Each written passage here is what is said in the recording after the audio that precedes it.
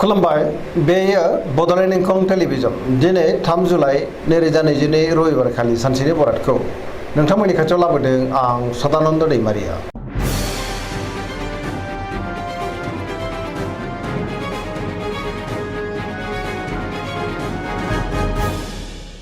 सिगां फरायनो लादों मेष राशि गिबि हांखो अ ल।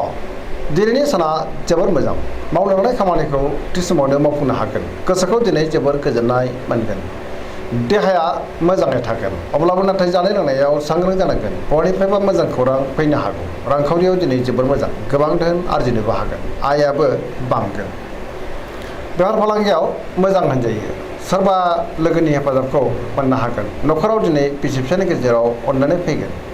बिदा फंबायजों मोजां सोमोन्दो थागोन। गुबुननि गोसोखौ दिनै गोरलैयैनो बोनो हागोन। गोसोनि बोलोआबो बांगोन। समाजावबो मान मोननो हागोन। लाइमोनफोरा दिनै जोबोर मोजां खौरां मोननोबो हागौ। गोसोआबो दिनै जोबोर रमान्टिक जागोन। फरायसाफ्रा फरायनायाव गोसो दुंखांगोन आरो मोजां फिथाइ मोनगोन। पजिटिभ एनार्जिनि गोहोमबो गोग्लैगोन।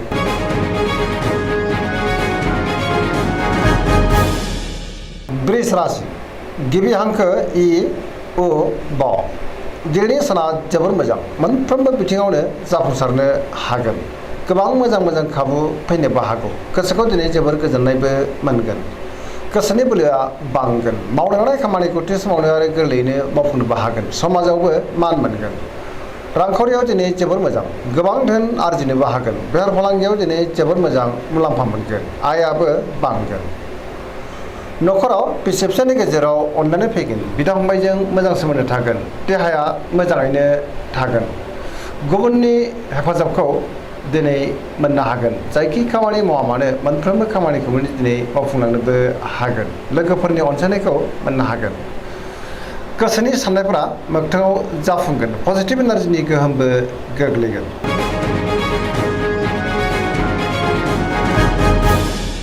मिथुन राशि गिबि हांखो क स। दिनैनि साना जोबोर मोजां अब्लाबो नाथाय अहंखारबो जानो हागौ। गुबुनखौ मान होनो रोङाबो जानो हागौ। पजिटिभ एनार्जिनि गोहोम गोग्लैनो हागौ। मोनफ्रोमबो बिथिङाव जाफुंसारनो हागोन। नाथाय अब्लाबो गियाननि आंखाल जानो हागौ। गोसोखौ दिनै जोबोर गोजोननायबो मोनगोन। गोसोआ जोबोर खुसिबो जागोन। देहाया मोजाङैनो थागोन। रांखावरियाव जोबोर मोजां। बेफार फालांगियावबो दिनै जोबोर मोजां होनजायो। न'खराव बिसि फिसायनि गेजेराव अननानै फैगोन। समाजावबो मान मोनगोन। गोसोनि बोलोआबो बांगोन। मावनो लानाय खामानिखौ थि समावनो आरो गोरलैयैनो मावफुंनोबो हागोन। सोरबा लोगोनिफ्राय अनसायनाय मोनगोन। गुबुनजों मोजां सोमोन्दो लाखिनोबो रोंगोन। लाइमोनफोरनि गोसोआ दिनै जोबोर रमान्टिक जागोन आरो गावबा गावनि गोसोनि साननायखौ फोरमायलायनोबो हागोन।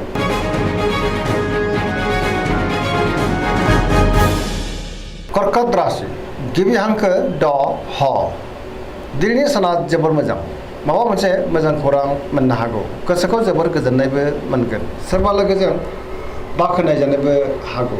गोसोनि साननायफोरा जाफुंगोन। गोसोआव पजिटिभ साननाय फैगोन। गोथों आरो गोग्गो साननो रोंगोन। गियाननि आंखाल जानाय नङा। मावनो लानाय खामानिखौ थि समावनो आरो गोरलैयैनो मावफुंनोबो हागोन। रांखावरियाव दिनै जोबोर मोजां होनजायो। बेफार फालांगियावबो जोबोर मोजां गोबां आय जागोन। न'खराव अननानै फैगोन। समाजावबो दिनै लोगो लेवा बांगोन। देहाया मोजाङै थागोन। गुबुननि हेफाजाबखौबो मोननो हागोन। फरायसाफ्रा दिनै फरायनायाव गोसो दुंखांगोन आरो मोजां फिथाइ मोननोबो हागोन। लाइमोनफोरनि गोसोआ दिनै जोबोर रमान्टिक जागोन।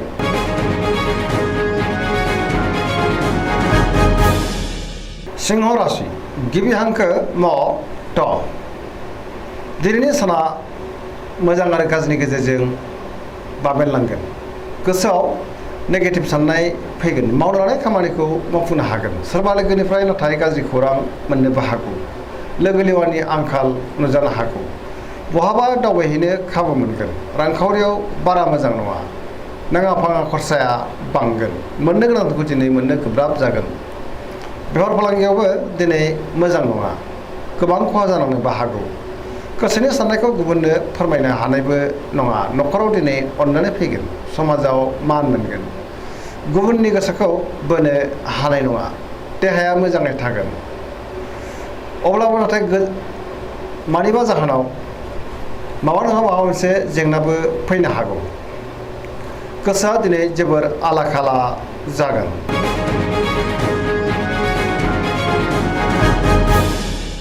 कन्या राशि गिबि हांखो प ट दिनैनि साना बारा मोजां नङा। गोसोआव नेगेटिभ साननाय फैगोन। गोथों आरो गोग्गो साननो रोंनाय नङा। गियाननि आंखाल जानोबो हागौ।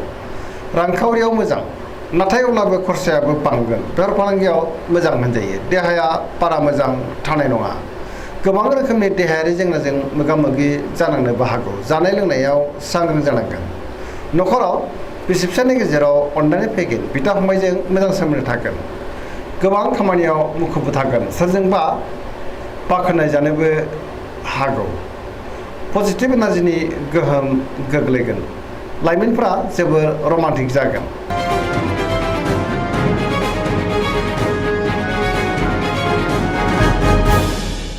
तुला राशि गिबि हांखो र ट दिनैनि साना जोबोर मोजां। गोग्गो गियान फैगोन। गोथों आरो गोग्गो साननो रोंगोन। गोसोनि बोलोआबो बांगोन। गोसोनि साननाया जाफुंनो हागौ। मावनो लानाय खामानिखौ मावफुंनो हागोन। देहाया मोजाङै थागोन। रांखावरियाव दिनै जोबोर मोजां। मोननो गोनां धोनखौ मोननो हागोन। न'खराव दिनै बिसि फिसायनि गेजेराव अनलायनाय फैगोन। समाजाव मान मोनगोन। बेफार फालांगियाव मोजां मुलाम्फा मोननो हागोन। गुबुननि गोसोखौ दिनै गोरलैयैनो बोनोबो हागोन। लोगोफोरनि हेफाजाबबो मोननो हागौ। गोदान थांखि लानो रोंगोन। सेंग्रा सिख्लाफ्रा जोबोर रमान्टिक जागोन आरो गावबा गावनि गोसोनि साननायखौ फोरमायलायनोबो हागोन। गोसोआव पजिटिभ साननाय फैगोन आरो पजिटिभ एनार्जिनि गोहोमबो गोग्लैगोन।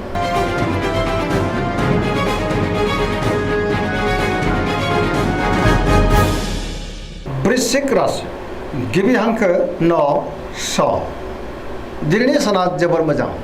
समाजाव लोगो लेवा बांगोन। गोबां मुंदांखा सुबुंजों लोगो मोनज्लायनोबो हागौ। पजिटिभ एनार्जिनि गोहोमबो गोग्लैगोन। समाजाव बयजोंबो अनसायजागोन। गोसोआव गोग्गो आरो गोथों साननाय फैगोन। मावनो लानाय खामानिखौबो थि समावनो आरो गोरलैयैनो मावफुंनोबो हागोन। गुबुननिफ्राय थोजासे हेफाजाबबो मोनगोन। गोसोनि साननायफ्रा दिनै जाफुंगोन। गोसोनि बोलोआबो बांगोन। समाजावबो मान मोननो हागोन। न'खराव बिसि फिसायनि गेजेराव अनलायनाय फैगोन। बिदा फंबायजों मोजां सोमोन्दो थागोन। रांखावरियाव दिनै जोबोर मोजां। अब्लाबो नाथाय खरसायाबो बांगोन। बेफार फालांगियाव जोबोर मोजां मुलाम्फा मोनगोन। देहायाबो दिनै मोजाङैनो थागोन। गुबुननि हेफाजाबखौ मोननो हागोन। फरायसाफ्रा दिनै फरायनायाव गोसो दुंखांगोन आरो मोजां फिथाइ मोननोबो हागोन। लाइमोनफ्रा जोबोर रमान्टिक जागोन।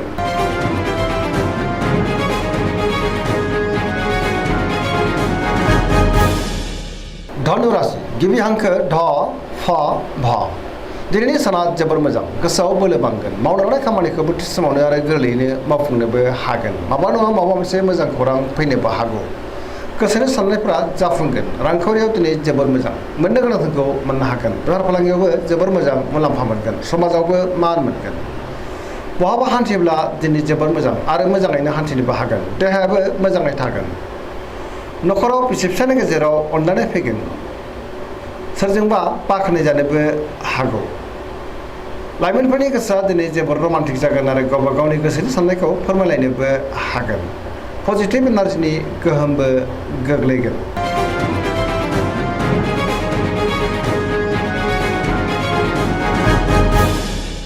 मकर राशि गिबि हांखो ख ज दिनैनि साना जोबोर मोजां। गोसोनि साननाया जाफुंगोन। मावनो लानाय खामानिखौ थि समावनो आरो गोरलैयैनो मावफुंनोबो हागोन। रांखावरियाव दिनै जोबोर मोजां।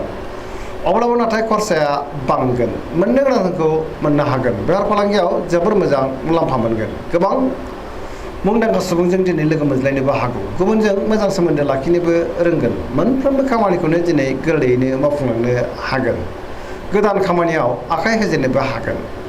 न'खराव बिसि फिसायनि गेजेराव अनलायनाय फैगोन। बिदा फंबायनि हेफाजाबखौ दिनै मोननो हागोन। सेंग्रा सिख्लाफ्रा जोबोर रमान्टिक जागोन आरो गावबा गावनि गोसोनि साननायफोरखौबो फोरमायलायनोबो हागोन। फरायसाफ्रा दिनै फरायनायाव गोसो दुंखांगोन आरो मोजां फिथाइ मोननोबो हागोन। धोरोमारि बिथिङावबो गोसो दुंखांगोन।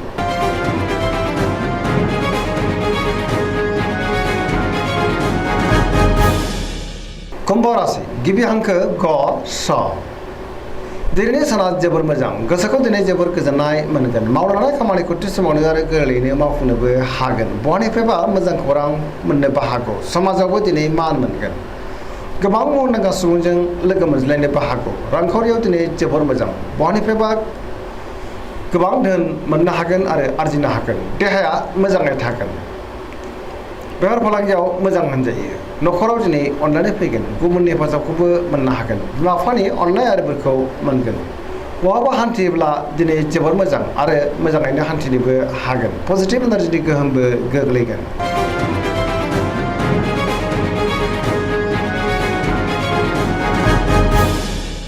मीन राशि गिबि हांखो ड स। दिनैनि साना बारा मोजां नङा। गुबुननि थाखाय गोबां जेंनायाव गोग्लैनांनोबो हागौ। गोसोआव नेगेटिभ साननाय फैगोन। गोथों आरो गोग्गो साननो रोंनाय नङा। गियाननि आंखाल जानो हागौ। गोसोनि बोलोआ लोरबां जागोन। गावनि गोसोनि साननायखौ दिनै गुबुननो फोरमायनो हागोन। देहाया मोजाङै थागोन। रांखावरियाव बारा मोजां नङा। बेफार फालांगियावबो बारा मोजां नङा। खहा जालांनोबो हागौ। न'खराव अननानै फैगोन। लाइमोनफोरनि गोसोआ दिनै जोबोर आला खाला जागोन। गोसोनि साननायखौ गुबुननो फोरमायनो हागोन। नाथाय अब्लाबो गुबुना गोरोन्थि बुजिनोबो हागौ। नेगेटिभ एनार्जिनि गोहोम गोग्लैगोन।